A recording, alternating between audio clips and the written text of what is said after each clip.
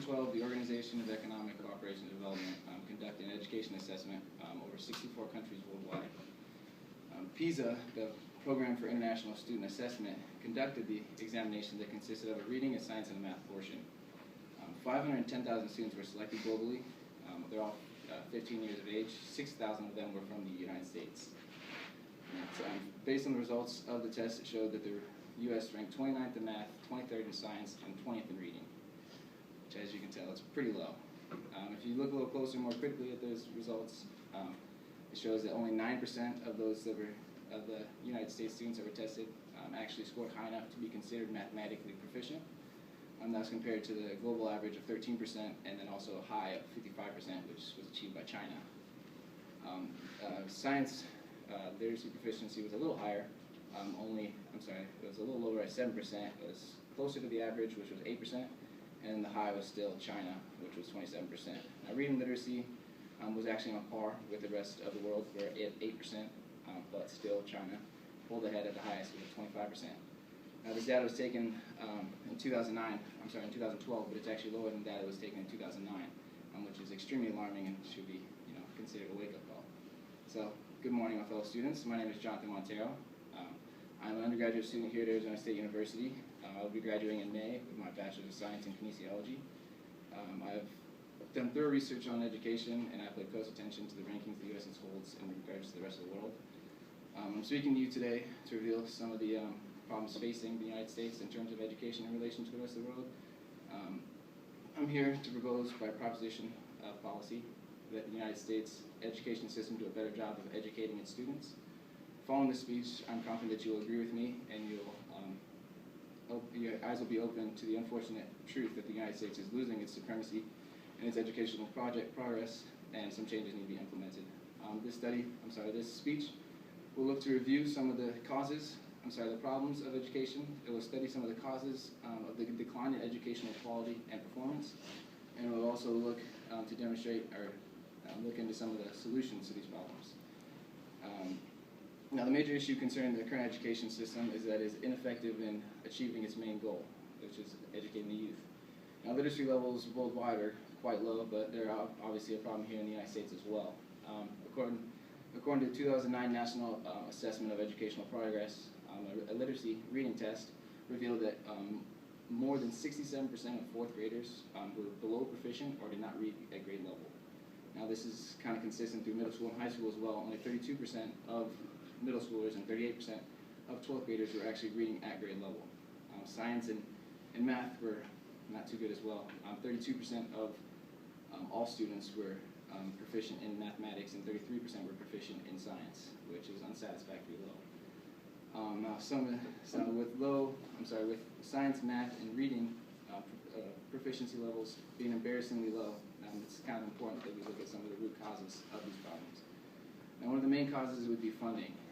The United States actually spends the most annually per student in public schools than the rest of the world. This is tied with Sweden.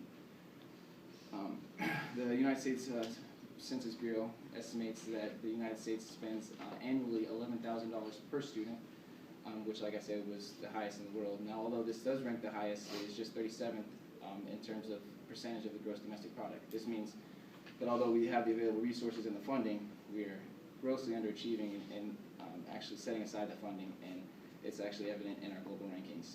Another cause of this problem would be unequal access to education. In the United States, the people who receive the most education are those that come from the higher income areas and the higher socioeconomic classes. Schools funding differs based on location. So those schools that are in the poverty-stricken areas receive less funding due to the lower property values and subsequent property taxes. The schools in the higher income cities and higher areas might receive more funding than the less income receiving schools due to this problem. Another problem is going to be dropout rates. So the dropout rates are extremely high, the highest they've been in years.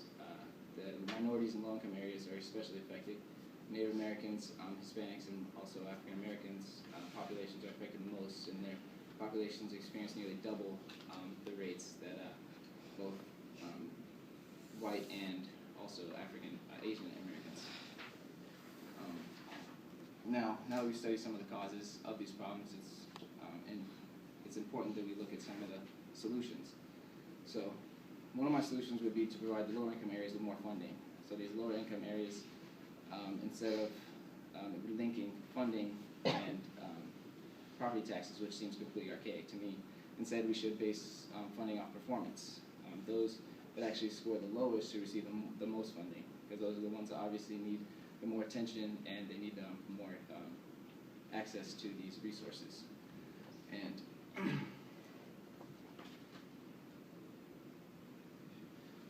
also, these are the ones, the people that are struggling the most, the students, are the ones out of the low-income areas, and also the ones that have the most percentage of minorities living there. So instead, we need to focus more of our attention on retaining those kids and teaching them properly so they don't obviously fall through the cracks and drop out. Now this could result in reducing the socioeconomic disparity, which could result in higher retention of students in the system. In addition to that first cause, restructuring the education system to a more modern approach, we have to understand that not all children learn the same, and we should equip teachers with a diverse skill set in order to teach those kids those certain ways. Visual, kinesthetic, and auditory learners ingest information differently, and so it's kind of important that they should be taught differently if that's how they ingest information. And we should also seek more avenues of innovation, like liberal arts and creative thinking should be stressed to a higher degree, and not just primarily the math, science, and reading aspects of education. So abstract thinking and problem solving results in more complex education. Synthesis and development of new ideas could potentially arise as a result. Now that I've told you, in conclusion, I've told you a little bit about some of the problems, some of the causes, and some of the solutions that we have previously reviewed of the current education system and the subsequent performance that arise because of these issues. Some possible solutions to the problem need to be obviously taken. With math, science, and reading literacy levels at all-time lows, the United States is starting to lose its educational prowess. Many countries are surpassing us, and it only seems to be getting worse. It is definitely time to change. We have to take it among ourselves and not let someone else do it. If we do not change how we educate and motivate our students, we are in danger of being left behind in terms of innovative products and service offered by the rest of the world.